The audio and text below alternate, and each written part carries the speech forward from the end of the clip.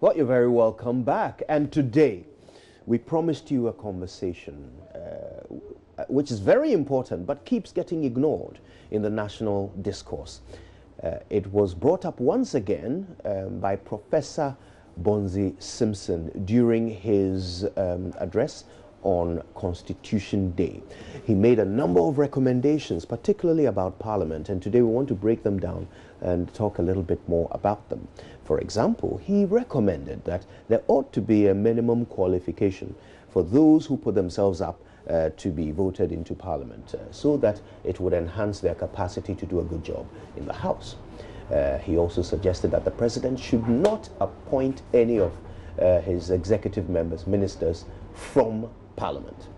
That is what the Constitution calls for, but he recommended that that be changed to improve the functionality of our Constitution. There were many other recommendations he made regarding how he thinks Parliament could work a lot better. We're going to go through them with our guests today and try to understand how perhaps these recommendations can be adopted or adapted in order to have a much better Parliament and a better performing House. So our guest today, Dr. Ali Dusedu, he's a senior political scientist at the University of Ghana. He's no stranger to the show, been on it several times. How nice to see you again, Doc. Thank you so much. You're welcome. Happy New Year to you. Many happy returns. Fantastic. We also have with us Ernest Ama. Now, we're quite excited Ernest is able to join us because he is a Director of Research and Content Development at ODICRO. ODICRO is a think tank that has been casting its eye over the work of Parliament. They put out several reports about attendance in Parliament and performance of members of Parliament in various parameters of their work.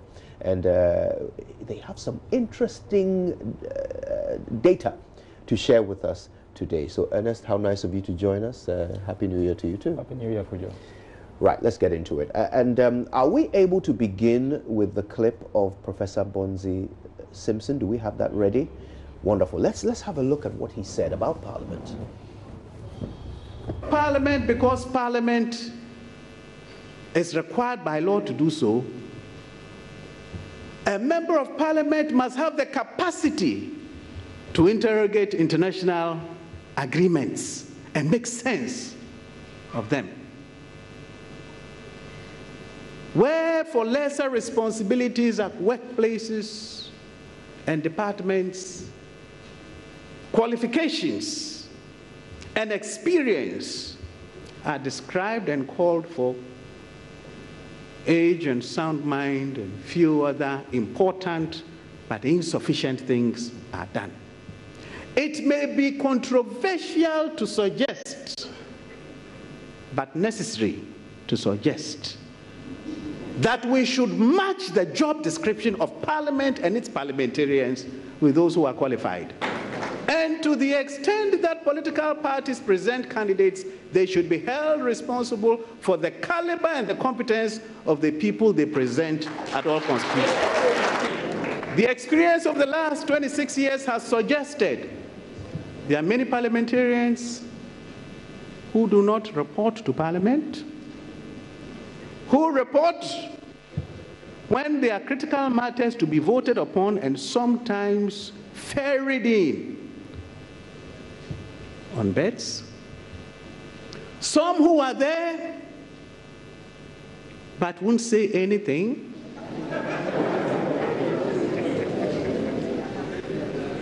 And the like. Typical story, they would have added Anchebia, but I will not add that. Parliamentarians must be equipped to do the job that is expected of them. Not for the sake of themselves and their pecs, not for the sake of the party, but for the sake of the people and the Republic. Oh, he said a lot more, but this is a great starting point, I think. We can get started with this. Ernest and Doc. First, I want to ask a certain general question, and I'd like the answer from your two perspectives of the work of Parliament.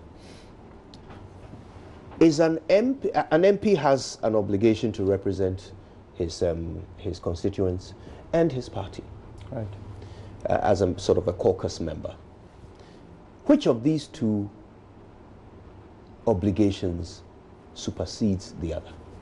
Which one is number one? Do you want me to start? Sure, why not, Doc? Okay, thank you so much.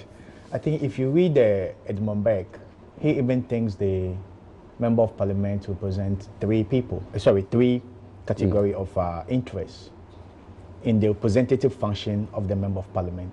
One is the constituency, second is the party, and then third is the state.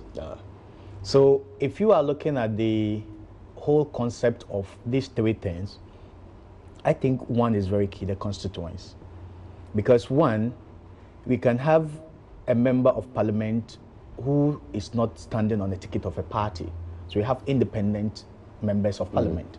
But once you are an independent, you are not aligned to a political party, you should be voted by what? A constituency.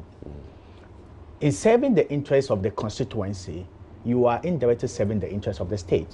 Even though there may be issues where the constituency will prefer a particular solution than the state, because sometimes you have local challenges and then you have national challenges.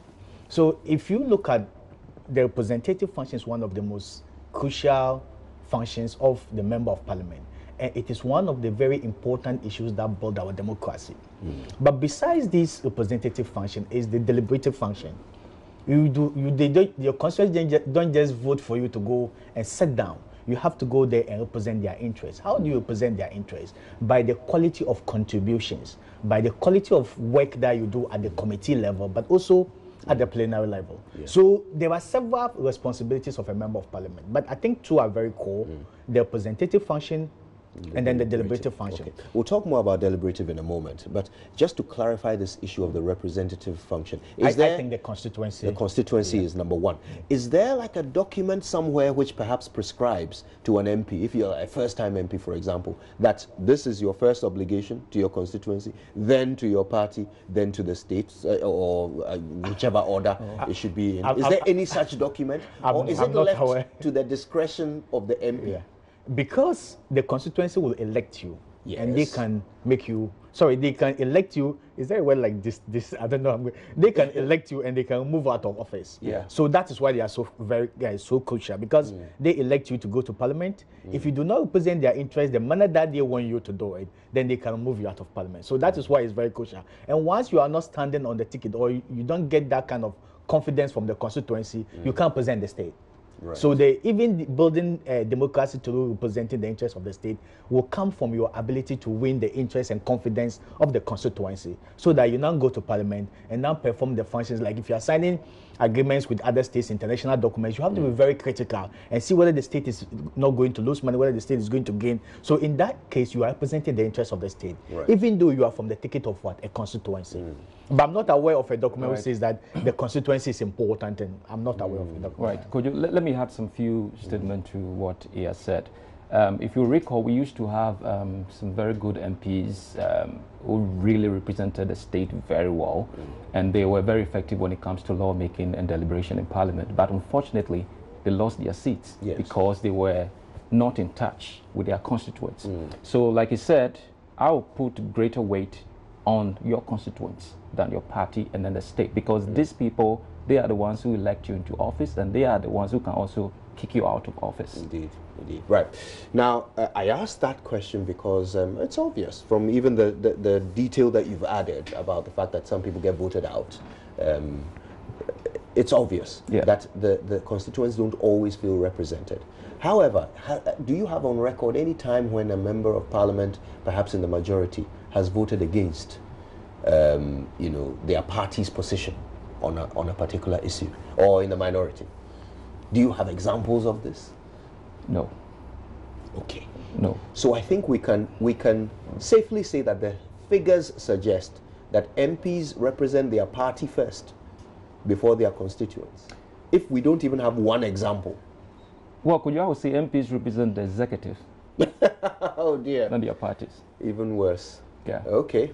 Okay. Well, I mean, unless they are in the minority, in which case, they try to work against the executive. Fascinating stuff. All right, now let's talk about the deliberative function. I think that is where Prof's comments really come to bear. Minimum qualification? What are your thoughts on this? What should a suitable minimum qualification be for a member of parliament if Prof's recommendation is to be carried out? I think there should be a very delicate balance between experience and competence against academic qualification. I think academic qualification is a kind of a criteria that makes somebody competent for being a member of parliament. But it is not in all cases that an academic qualification can equal experience and sometimes even critical rational thinking and your ability to sincerely analyze documents and all those things critically. So I will assume that if you put strict academic qualification to who qualifies to be a member of parliament, we may be disqualifying competent people who could have served their constituents better. But by virtue of the fact that they don't have masters or they don't have PhD or they don't have a first degree. So it depends. You can see somebody with maybe Form 4 or senior secondary school certificate, and that person is very good. You know, he can articulate issues, he knows how to mobilize people, he can rally grievances at the constituency level and be able to project and deliver them at the level of the parliament. Right. So I think what is more important, I'm not saying somebody who can, even in parliament, you can even speak a local language, not all the time that you should speak English. So I think we have to be very careful putting an academic cap on who qualifies to be a member of parliament. I think basically we should leave that decision to the people who are going to vote. If they think that this person is more competent and capable to do the job that we want him to do, then they should give him the opportunity. If he goes there and is not able to serve the way that they want him to serve, they have the power to remove him out of parliament.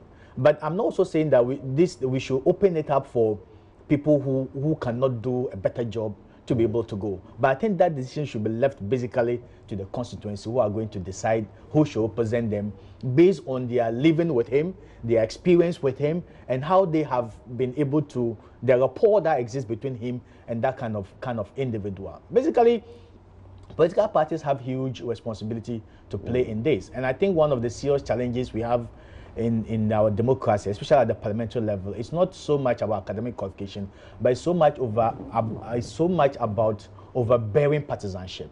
Right. Once we are able to deal with, so you can even elect a very competent person with PhD or the most highest qualification, educational qualification. He goes there and then the party policies and dogma clips his wings. He's not able to speak. There are a lot of things when you speak to him in private, he'll confess to you that this decision is not good, but he has to whip in line with the party policies and party ideology. So I think what we should be dealing with moving forward is this whole issue of overbearing partisanship, but also a little bit of separation of powers. Moving that way, I think we can do better than just emphasizing on academic qualification. So, as an answer to my question, you don't think that there is a particular I don't think we should put level of academic attainment? Okay. Now, I want us to analyze whether or not academic attainment has a bearing on the quality of work that MPs do. Now, just before I get some data from you, Ernest, on that, I want to share some quotes. These are taken from the Hansard during Parliament's debate on whether or not Ghana should be a venue for the testing of an Ebola vaccine. This was back in 2015 or 16, during the time when Ebola was a big problem in Africa. Now, I've picked these because a member of the public at the time, Professor Alex Dodu, was called into the Privileges Committee accused of contempt because he had allegedly referred to MPs as being ignorant and had said that if they don't know what they're talking about, they should shut up. This, of course, he had to end up apologizing for. But at the time, we did some analysis of the debate that had led to that comment from Professor Dodu. And we are not going to pass a comment at all. We don't want to be held in contempt. But we will share the quotes verbatim, what these MPs said, so that it can help us determine, whether in our conversation, qualification is something that enhances the quality of MPs' work. So first, we'll start with a comment of Mrs. Ladi Ayamba. She's the Honorable Member of Parliament for Pusiga, representing the NDC. This is what she said on the 10th of June 2015. And I quote, "It sounded very interesting to me because I wondered, and I just asked myself, trial? How do you try such a deadly and unthinkable disease that we have all prayed against on humans in no other country than Ghana, where fortunately God has protected us?" The second quote is from the current Minister of Defense. Back then he was a minority MP for Bimbilla, Dominic Nitiwu. I quote, "Mr. Speaker, are we sure that when this is introduced, they would not become incubators and carriers? Are we sure that they will not be? These young people that we introduce the virus into, are we sure that they will not become carriers and that they would transfer onto other people? And when I am passing hohoi to my Bimbilla, I will get that disease and I would also transfer it to somebody in Bimbilla."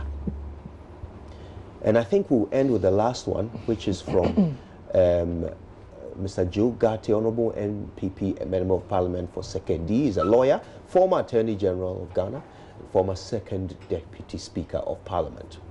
And this is how he wrapped up the debate that day. He said, "Mr. Speaker, the Bible says that because of lack of knowledge, people perish. Indeed, I think it was Shakespeare who also said that confusion has made its masterpiece in one of his plays. But clearly, from what we are saying on the floor of the House, we do not even know what is happening as representatives of the people."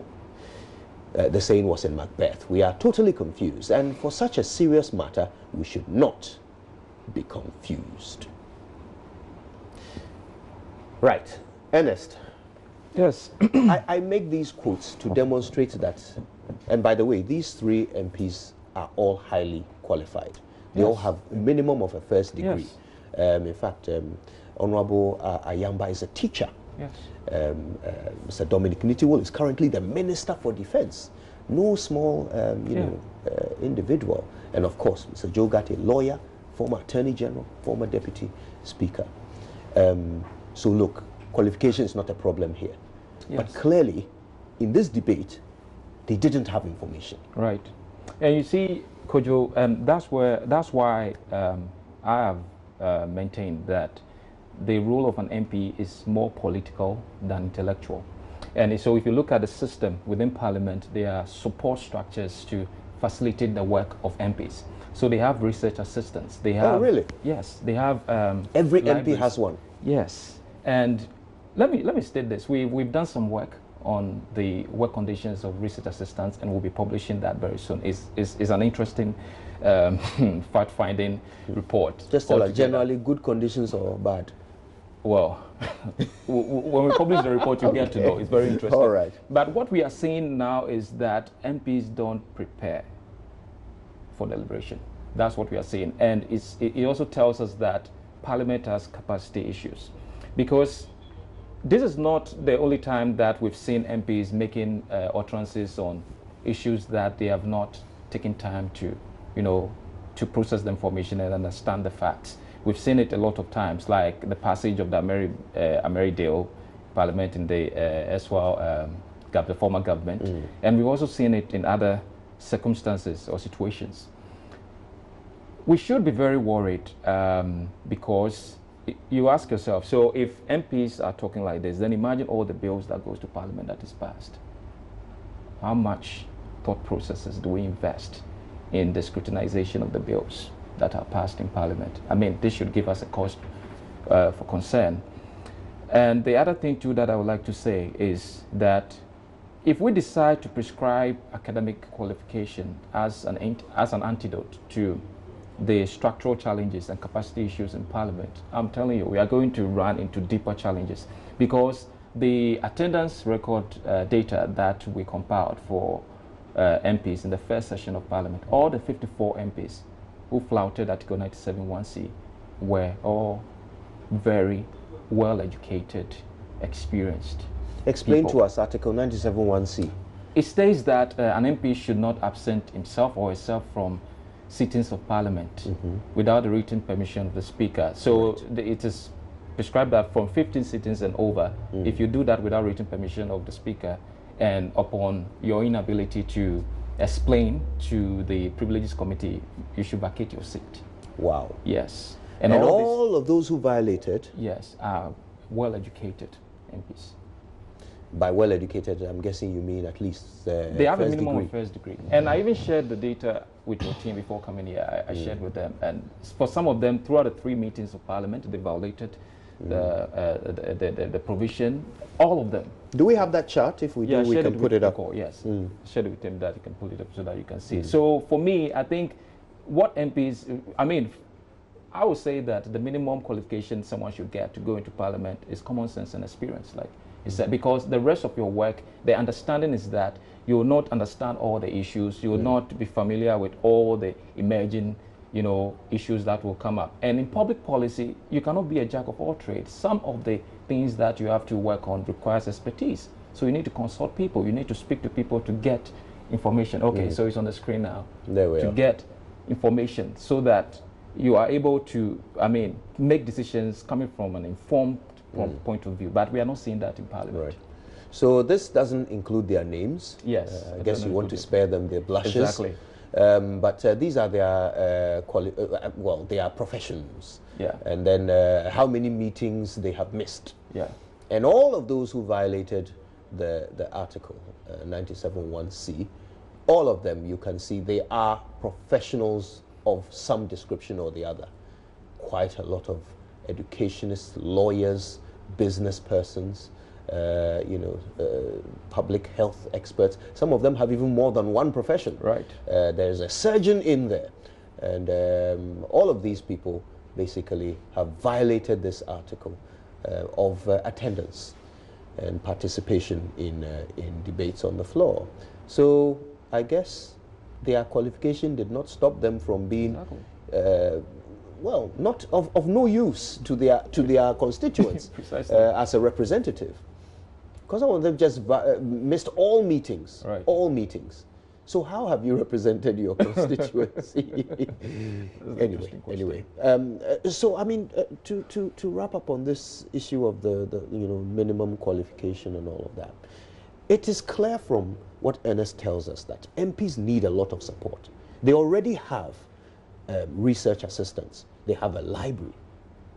But if one bill can be about 600 pages and they consider several bills a day, honestly, one MP and one research assistant, is that enough? What else can we do to boost the capacity of those that the people have chosen to represent them in Parliament? Okay, so I think competence in this kind comes in two forms. One has to do with the personal effort of the person who is representing the people, and then state effort as well. So when we are emphasizing on qualification, we are just looking at it from the perspective of the person who is aspiring to lead. Right. But what is the state doing to support him? I think one research assistant is better than before, because in Tampa they didn't even have a research When did they start? At all. This started in the early part of the 2000s, but even that is now that Parliament is trying to institutionalize the role of research assistants. They are still working on it. So moving forward, I think they will need to get more, but not just any research assistant. Research assistants who are very trained and can understand issues, but also the state have to provide a lot of capacity building workshops for MPs as they get involved in parliamentary businesses. You see, sometimes you can see a professor who can read a fat book within maybe 48 hours or something. You just don't have to read everything. Though I understand in parliamentary businesses, especially when you are considering laws and bills, everything is important. Yes. But it is also part of the training, how to read important documents within a very short period of time.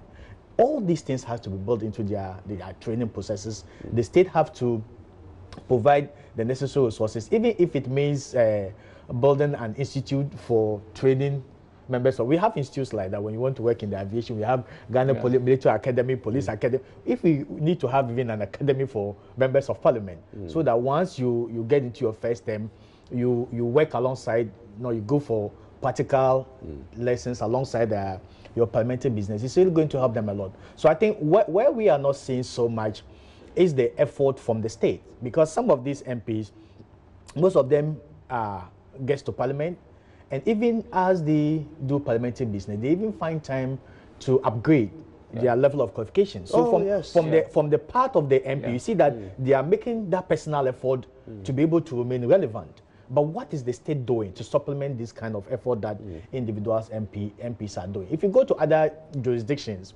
the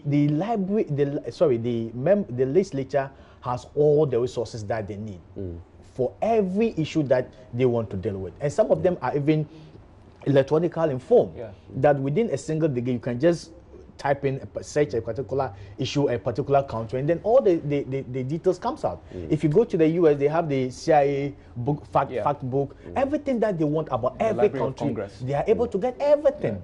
So if you have this, then and you are not able to make meaningful contribution, then it means that you are rather failing the state, not the state failing you.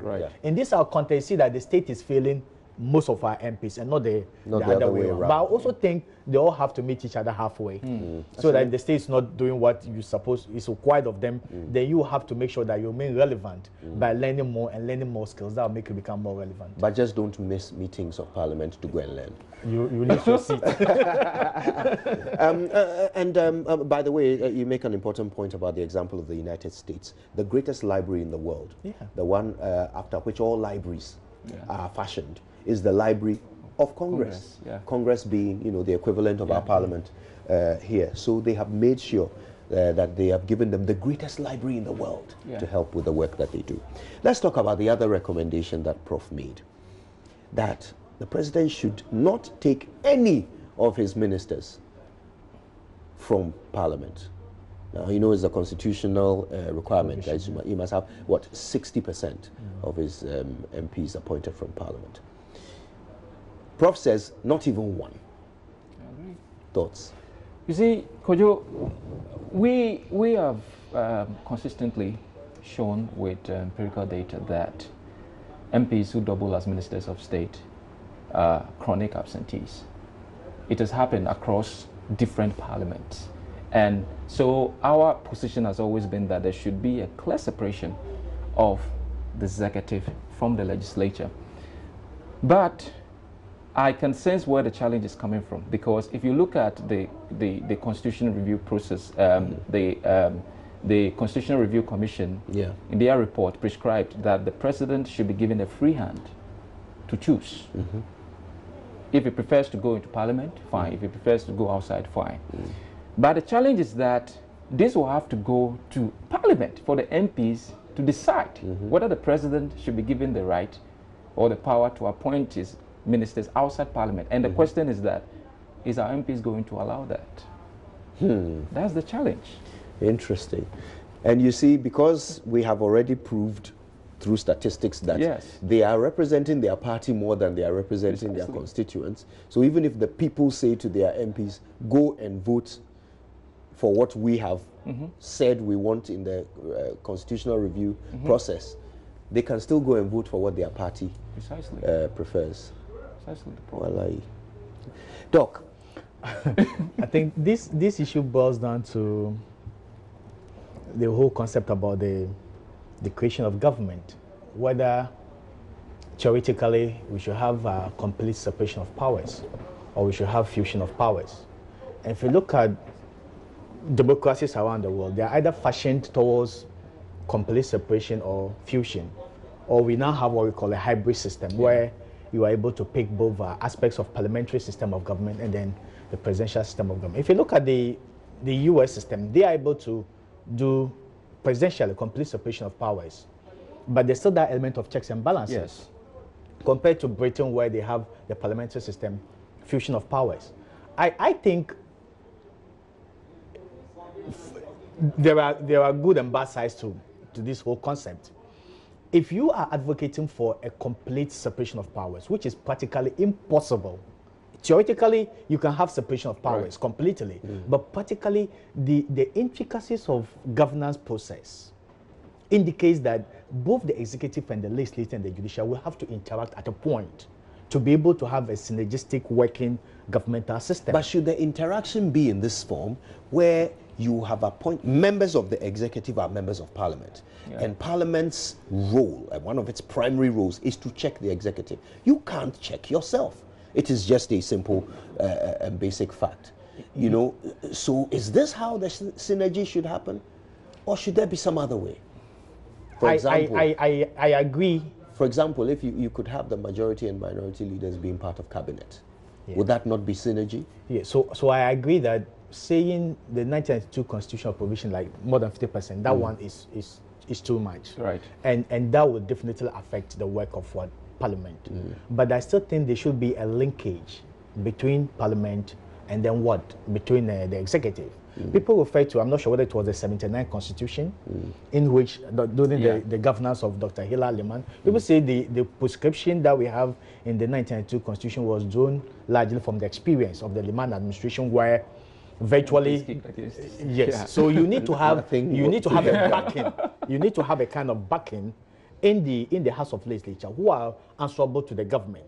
And the only people who understand day-to-day governance process better are the ministers. So if some of them are also members of Parliament, they are more likely going to educate people who doesn't have the privilege to serve in government more about some of these issues. That's one of the advantages.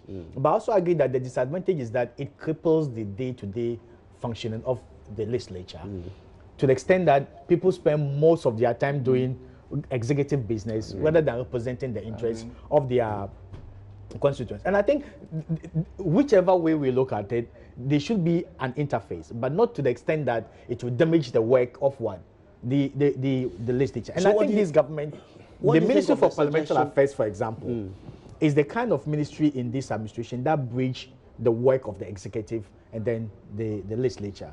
So that is one particular point that you can create that kind of synergy. But Dr. Alidu, why create an extra Ministry of Parliamentary Affairs when you are already bridging the gap with 60% of your ministers? Could you answer this? You know, I want to share something shortly. Do you know that one of the reasons why MPs absent themselves, I mentioned that, is because they double as ministers of state. But you know, there's a procedure in Parliament that you have to use to inform the Speaker. There is this simple form called the leave of absence that you have to fill. Some of the MP ministers absent themselves with the explanation that the president has sent them on some errand. So for that reason, they don't bother to inform the Speaker in So writing. they violate that? Yes. And then the second part is that about 2 years ago, when the president appointed his ministers, he did not consult Parliament. So what happened was that some of the MPs who were chairing the committees were appointed as ministers. So if I was the chairperson of the Committee of Mines and Energy, I was made the Minister of Mines and Energy, and that conflicted the rules. So Parliament will have to reconfigure Very the good. committee leadership. In fact, that is the point that I wanted to end us with. Okay, I'm going to read to you a small section of the Constitution and leave you with the question of whether or not, as a nation, our president is violating the Constitution. Let me read it to you quickly. Now, this is an article that prescribes the circumstances under which an MP can be made a member of a board of a state institution. Let's bring it up on our screen. I'll read it quickly, and that's how we are going to wrap up. Right. Now, while I'm getting that particular provision up on our screens, very final. Oh, here we are. We have it now. Okay, so let's open that up. 30 seconds, final comments from each of you on Prof's recommendations, and then I'll read that. Well, my final comment is that academic qualification is not the way to go. What we have to do is to improve the internal structures and systems and build the capacity of Parliament and MPs, and also ensure that we put pressure on Parliament so that it becomes more open for public scrutiny. I think that's the way to go. I agree. Before you become a member of Parliament, you should be able to read and understand documents. But I don't think qualification should be a way to qualifying to be a member of Parliament. That will put a lot of people, competent people, away from presenting their constituencies. All right, so this is Article 98, the Constitution. I'll read through it very quickly. 1. A member of Parliament shall be paid such salary and allowances and provided with such facilities as may be determined in accordance with Article 71 of this Constitution. 2. A member of Parliament shall not hold any office of profit or emolument, whether private or public, and either directly or indirectly, unless permitted to do so by the Speaker acting on the recommendations of a committee of Parliament on the grounds that A, holding that office will not prejudice the work of a member of Parliament, and B, no conflict of interest arises or would arise as a result of the member holding that office. So really, in simple terms, if you are an MP, you cannot hold another office, private or public, unless the Speaker has given you permission. And the Speaker can only give you permission in two circumstances. One, that if you have that office, it won't prejudice your work as an MP. And two, there will be no conflict of interest. Now, if you are a board member of a state institution which is under the scrutiny of Parliament, then there is a conflict of interest. So is the President violating the Constitution? Thank you, gentlemen, both, for your time with us. We appreciate it ever so much. There's more coming. Stay tuned.